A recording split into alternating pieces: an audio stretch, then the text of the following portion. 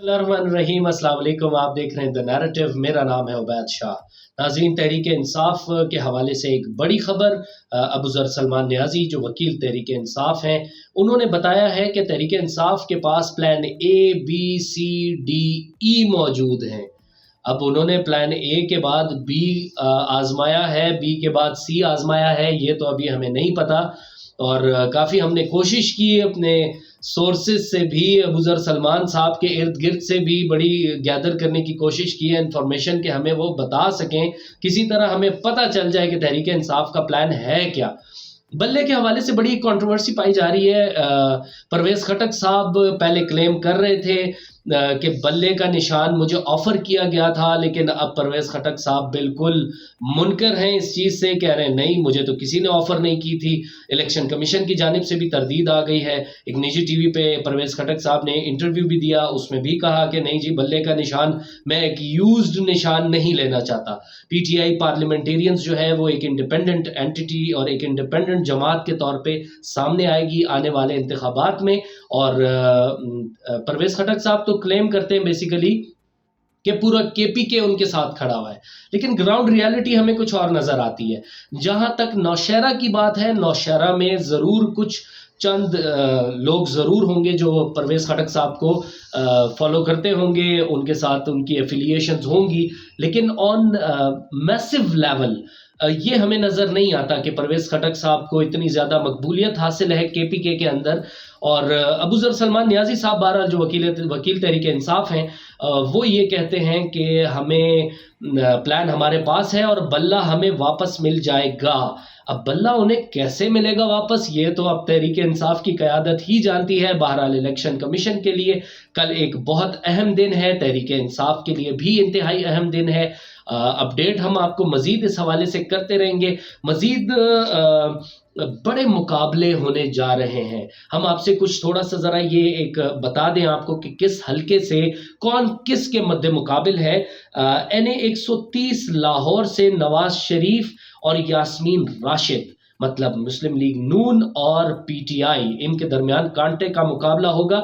मियाँ साहब वापस आ गए हैं। बड़े सारे उनके वोटर्स सपोर्टर्स को भी बहुत ज़्यादा उम्मीद थी इस चीज़ की कि अगर मियाँ साहब आ जाएं तो मेरे ख्याल से उनको शायद वोट तो वो ज़रूर लेंगे, इसमें कोई दो राय नहीं है।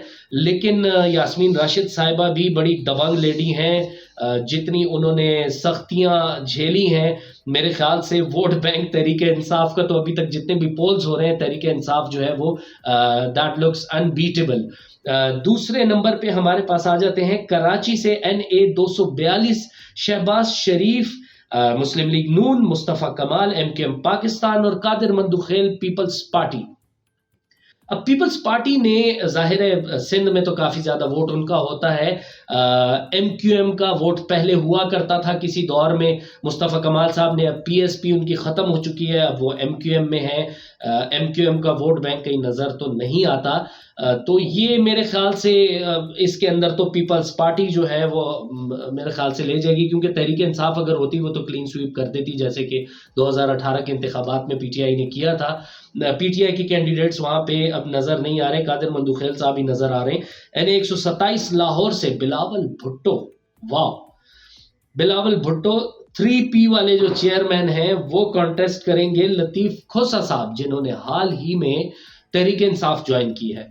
अब लतीफ़ खोसा साहब की भी फैमिली से कागजात नामजदगी भी छीनने का वाक़या हमारे सामने आया।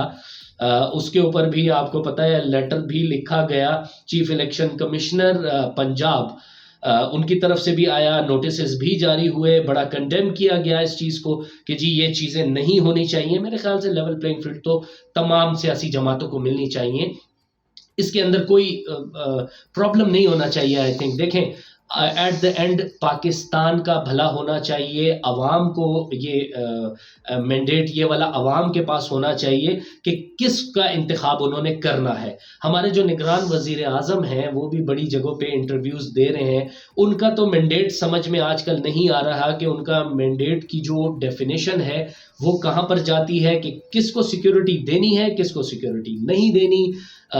मैंडेट के हवाले से कुछ कंफ्यूज्ड हैं हमारे वज़ीर आज़म साहब अनवारुल्लाह काकड़ साहब। تو چلیں اللہ خیر کرے. بہرحال NA-149 ملتان سے جہانگیر ترین صاحب، جاوید ہاشمی اور عامر ڈوگر یہ کانٹیسٹ کریں گے. جو بڑے بڑے لیڈرز ہیں بیسیکلی آپ کو وہی بتا رہے ہیں کہ کون کون سے علاقوں میں. اچھا میں آپ سے ایک اور بات شیئر کرتا چلوں. سب سے زیادہ اس وقت جو نیشنل اسمبلی کی سیٹس پر کاغذات نامزدگی جمع ہوئے ہیں، وہ اس وقت سب سے جو زیادہ تعداد ہے وہ پاکستان تحریک انصاف کی طرف سے جمع کرائے گئے ہیں کاغذات نامزدگی. آپ یہ سوچیں کہ بہت ساری جگہوں پہ مریم نواز صاحبہ نے بھی اپنے تقریروں میں یہ بولا، فیصل واڈا صاحب بھی بول چکے ہیں کہ تحریک انصاف کو کوئی بھی کانٹیسٹ کرنے کے لیے کوئی بھی امیدوار نہیں ملے گا. لیکن یہاں تو امیدوار جو ہے وہ تو لگتا ہے بلک کی شکل میں نکل کے آئے ہیں. تو آبویسلی ساری پولیٹیکل پارٹیز کو ان کو کمپیٹ کرنا پڑے گا. ایک اور چیز NA-54 ٹیکسلا سے غلام سرور خان اور چودھری نثار. سو فائنلی چودھری نثار صاحب بھی بیک انٹو پالیٹکس. چودھری نثار صاحب بڑے سینئر نام ہیں، مسلم لیگ نون کے ساتھ کافی ان کی ایفیلیشن رہی ہے. چودھری نثار صاحب کی بھی کافی گرپ ہے اپنے حلقے کے اوپر. NA-15 مانسہرہ سے نواز شریف صاحب مانسہرہ سے بھی لڑیں گے.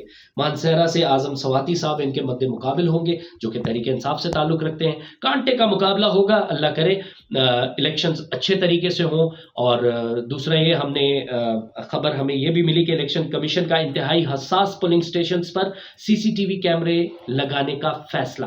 الیکشن کمیشن نے CCTV کیمرے لگانے کے لیے چاروں چیف سیکرٹریز کو احکامات بھجوا دیے.